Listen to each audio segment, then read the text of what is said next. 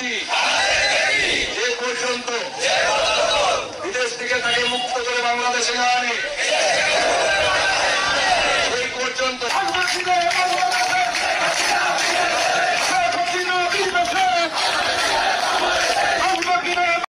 দেশরত্ন শেখ হাসিনাকে দেশে ফিরিয়ে আনার জন্য প্রত্যেকটি জায়গায় আওয়ামী লীগ জনসভা করছে এবং তাদের প্রস্তুতি দেখে মনে হচ্ছে যে তারা দেশরত্ন শেখ হাসিনাকে দেশে নিয়ে আসার জন্য প্রস্তুত।